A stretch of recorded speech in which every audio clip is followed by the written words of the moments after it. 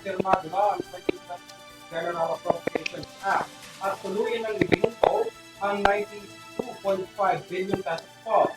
Ito ay para maiwasan ang isyu sa korupsyon kasunod ng pagputok ng anomalya sa pondo ng gobyerno noong nakaraang taon. Kalakip niyan, tiniyak naman ng pamahalaan na hindi maaapektuhan ang pasahod at benepisyo ng empleyado ng gobyerno. Narito ang balita.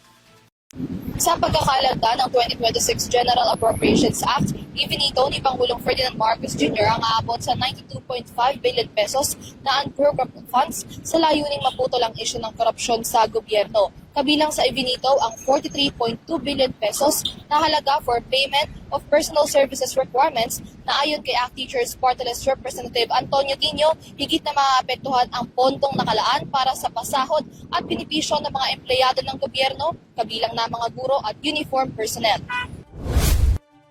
Sa halagang ito, ayon kay Tino, tinatayang 10.8 billion pesos ang nawala sa budget na nakalaan sana para sa hiring ng mga bagong personnel kung saan marami ang hindi aniya mareregular sa trabaho, habang halos 32.47 billion pesos naman na para sa leave at retirement benefits ng mga uniform personnel.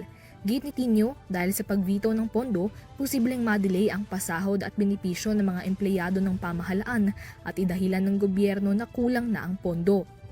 Ngunit paliwanag ng Department of Budget and Management, hindi nawala sa ilalim ng 2026 GAA ang pondo para sa salary at benefits ng mga government workers. Sa isang pahayag, nilinaw ng DBM na ang 24 billion pesos na nakalaan para sa subsistence allowance ng mga uniform personnel ay inilipat mula sa Miscellaneous Personal Benefits Fund o MPBF patungo sa pondo ng mga kaugnay na ahensya. Sa madaling sabi, nakadirekta na sa mga respective agencies ang pondo, kabilang na ang para sa salary increases ng mga empleyado ng pamahalaan. Dagdag pa ng DBM, hindi rin maaapektuhan ng pensyon ng mga uniform personnel habang mayroon ding special purpose funds ang gobyerno para matugunan ng mga staffing at personal needs. Ang pahayag na ito muling kinundina ni Tino at iginiit na ibang usapan ang 24 billion pesos na ito mula sa MPBF sa 43.2 billion pesos unprogrammed funds na ivinito ng Pangulo. Ngunit kung si Senate Finance Committee Chairperson Sherwin Gatchalian ang tatanungin, hindi naman aniya maaapektuhan ang pasahod at benepisyo ng mga government employees. In my analysis, dahil dumoble yung amounts, saka tumaas yung amounts, hindi ko nakikita na madidelay. At hindi ko rin makikita na hindi mabibigay yung due to them. Nasabi ko, 2025, ang miscellaneous benefit and personal fund is 39 billion.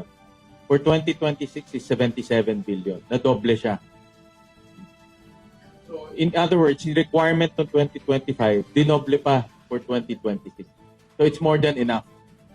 Yung pension, for 2025 is 144 billion. In 2026, it's 165 billion. So tumaas siya ng 21 billion. So in other words, yung requirement for 2025 tumaas pa for 2026. Ayon kay Gatchalian, kahit na veto ang sinasabing 43.2 billion pesos sa unprogrammed funds, mayroon pa rin sapat na pondo para tugunan ang pangangailangan ng sektor. Meron na kasing items sa MPBF na pwede namang gamitin kung kailangan i-augment. So that's the way I understand dun sa veto message. So in other words, yung MPBF kasi ginagamit rin yan sa, let's say, kailangan mo ng kumuha at hindi siya nakasama dun sa 2026 budget mo. Ito yung standby fund na pwede mong gamitin kumuha ng tao, kung kukuha ka ng tao. Pero kung hindi ka naman kukuha ng tao, kasi nagre-right sizing din tayo, then wala kang paggagamitan. Para sa EuroTV News, Mia Layagi, sumasaludo sa bawat Pilipino.